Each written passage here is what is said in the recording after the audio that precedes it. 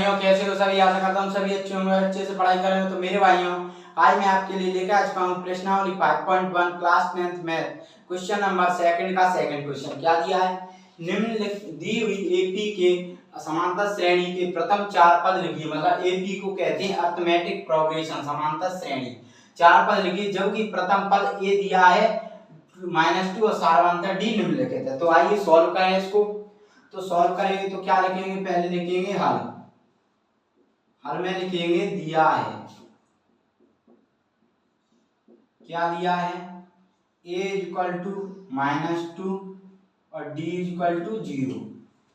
मतलब ये जब प्रथम पद, मतलब प्रथम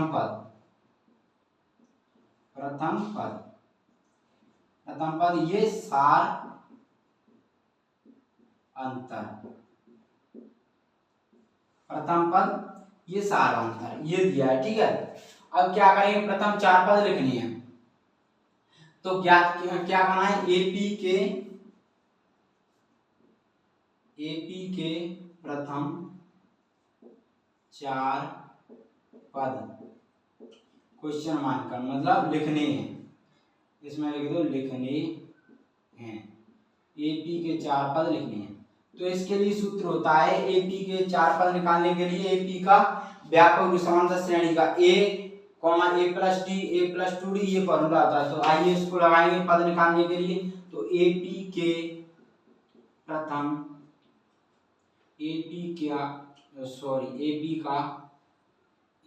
का कोष्ठक में समांतर श्रेणी का व्यापक रूप, समांतर श्रेणी का व्यापक रूप क्या होता है? a, a+d, a+2d, a+3d dot dot dot, मतलब कितने भी आगे पद हो सकते हैं। तो चार पद निकालने हैं। तो पहले पद, चार पद निकालने प्रथम तो पहले पद को a1 मानते हैं, दूसरे को a2, तीसरे को a3 और चौथे को a4। तो पहले पद के लिए a1 के लिए a होता है, दूसरे के लिए तीसरा a, चौथा a। ठीक है, ऐसे। तो a1 निकालें तो a1 = क्या? पहले पद के लिए a। तो a का मान क्या आ जाएगा? यहाँ से a का मान -2। तो पहला पद आ गया -2। अब दूसरा पद इधर ले लेते हैं। तो दूसरा पद a2 का फॉर्मूला क्या होता है? a+d। तो a का मान क्या है? -2। तो -2 + 0। अब 0 से कोई फर्क नहीं पड़ता चिन्ह में, तो ये आएगा -2। अब तीसरा a3। तो a3 के लिए क्या होगा? मैंने बताया था, जो पद निकालेंगे उसमें से एक घट जाता है। जैसे देखो a1 = a, 1 निकाले तो अब a2 निकाल रहे हैं तो दूसरा पद है तो एक घट गया, तो +d बच गया, दो में से एक। अब a3 है तो a3 का जब सूत्र लगाते हैं तीसरे पद का, तो एक घट के आता है। तो ये आएगा a+2d, मतलब 3 में से 2, 3 में से 1 गया 2, मतलब एक घट के 3 में से 2, 3 में से 1 गया 2, मतलब एक घट के।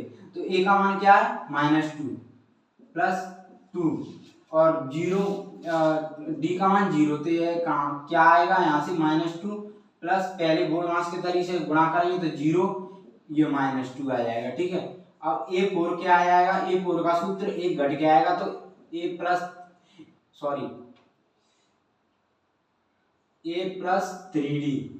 तो a का मान क्या है? -2 प्लस d का मान 0, सारांतर। तो -2 पहले इसका करेंगे तो 0, तो -2। अब ये पद आ गए हमारे। ठीक है, अब ये चार पद निकालिए। तो चार पद कौन से आ गए? एपी के प्रथम पद -2 -2 मतलब 0 0 ऐड किया है इनमें, सारांतर इनका दोनों पदों के बीच का 0 है। तो क्या लिख देंगे? तो लिख देंगे अतः एपी के प्रथम चार पद क्या है? एपी के प्रथम चार पद क्या निकल के आए? -2, -2, -2, -2। ठीक है, ये चार पद ये हमसे पूछे थे, ये चार पद ये निकल के आ गए। ठीक है, चार पद हमने निकाले। तो मेरे भाइयों, अगर क्वेश्चन समझ में आया तो वीडियो को लाइक करना, शेयर करना, कमेंट करना और चैनल को सब्सक्राइब करना ना भूलना। धन्यवाद, थैंक यू।